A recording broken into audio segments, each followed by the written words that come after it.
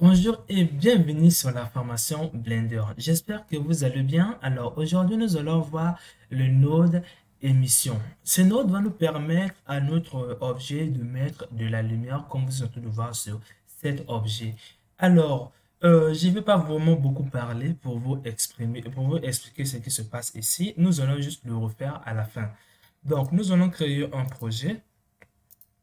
Une fois que nous sommes ici, vous pouvez supprimer ce cube ou encore le laisser tout simplement comme ça. Donc, pour cela, je vais supprimer, tout comme vous pouviez aussi le laisser. Donc, je vais ajouter le même cube que vous êtes en train de voir ici. Maintenant, je vais venir aussi prendre un plan pour le plan de travail. Alors, une fois que nous sommes ici, nous allons passer en rendu. Nous allons abandonner la lumière. Nous allons juste travailler avec cet objet. Donc, G Z pour venir ici. Et là, vous allez passer dans le menu de travail, dans l'espace de travail des shaders. Et maintenant, vous allez passer aussi dans le mode rendu pour mieux voir le résultat final. Alors, une fois que vous êtes ici, vous allez créer sur New pour créer un matériau. Donc, ceci, c'est pour voir votre matériau. Ceci, c'est pour régler les matériaux. Donc, pour cela, nous allons cliquer sur Add pour aller chercher ce que nous allons étudier qui s'appelle bien émission. Et une fois que vous avez fait, vous voyez que l'émission n'a pas vraiment beaucoup de paramètres. Les deux réagissent de la même façon. Alors, plus intéressant maintenant, lorsque vous êtes sur ce shader, l'émission se trouve juste ici en bas qui s'appelle bien émission. Ça s'appelle émission. Par défaut, sont en couleur noire. Donc, pour mieux le voir, vous allez passer en couleur blanche et vous allez venir dans le rendu, activer le bloom. Et vous pouvez augmenter la force ici et vous obtenez l'émission. Donc ça, c'est un shader général. Donc, vous pouviez le supprimer, tout comme si vous voulez le voir, vous allez venir dans ici, vous allez prendre le principal BSD et vous obtenez la même chose. Donc, c'est pour les gens qui veulent refaire la chose qu'ils avaient fait avant. Alors, non, vous pouvez aussi connecter ici. Et lorsque vous connectez et vous augmentez la force, vous obtenez la même chose. Donc, ici, vous pouvez changer la couleur de la lumière ici. Donc, vous pouvez changer la couleur. Et ici, vous pouvez changer la force de votre lumière, donc l'intensité de la lumière. J'espère que vous avez compris. Maintenant, une chose qui sera encore plus intéressante, c'est d'utiliser une texture afin de le rendre lumineuse. Donc, nous allons utiliser ça comment? Vous pouviez débrancher, tout comme le laisser. Bon, nous allons laisser.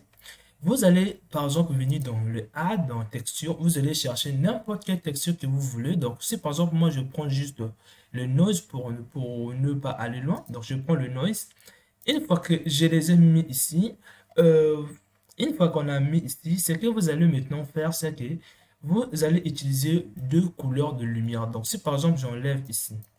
Si je connecte ici, et là, vous voyez notre texture. Donc, nous, on veut colorer tout ce qui est, on veut colorer le noir par une autre lumière et la partie blanche par une autre lumière. Donc, ce que vous allez faire, vous allez venir prendre le add, le mix shader qui va permettre de combiner deux émissions. Donc, dans le shader, vous allez venir prendre le mix shader. Donc, si vous voulez, vous venez prendre le facteur, vous mettez sur le facteur et vous collez le résultat ici. Alors, une fois que vous avez collé, qu'est-ce que ça fait? C'est que nous voulons utiliser ce que nous avions vu ici. Donc, ce qui donne cette texture, nous voulons l'utiliser afin de mettre la lumière. Donc, pour cela, on le met sur le facteur pour dire que la partie qui est noire, donc là-haut, la partie qui est noire sera colorée d'une autre façon et la partie qui est blanche. Donc, pour cela, nous allons coller là par notre émission ici. Et là, ça devient lumineux. On ne voit pas vraiment quelque chose. Mais si vous voyez bien, vous allez constater qu'il y a un peu du noir. Alors, nous allons faire Shift D ou encore ajouter encore une autre shader notre shader de mission. Et là, on a ajouté. Vous allez connecter sur l'autre partie. Et là, vous avez deux choses, mais vous ne constatez pas. Si par exemple, je viens sur ce shader ici, j'ai dit, j'accentuie la lumière ici, comme vous le voyez. Vous ne pouvez pas trop voir. Donc, je vais diminuer l'intensité. Et là, vous voyez bien ce que ça donne. Plus intéressant maintenant, si je mets ici une couleur jaune, et je viens ici, j'augmente ici, je mets une couleur bleue. Attention, il ne faut pas que l'autre intensité puisse dominer. Donc, si par exemple ici, je mets 5, si par exemple ici, je mets 5, simplement 5, Et ici, je mets une couleur, une valeur de 5. Et là, vous obtenez quelque chose qui est comme ça. Et vous pouvez encore augmenter l'intensité de la partie qui était en jaune. Vous pouvez l'augmenter. C'est à vous de voir si vous voulez ou pas. Donc, vous pouvez aussi augmenter l'intensité très très fort. C'est à vous toujours de voir si vous voulez vraiment l'utiliser. Mais attention, si vous augmentez tellement trop fort, vous allez obtenir l'effet d'additionner les couleurs pour former d'autres couleurs.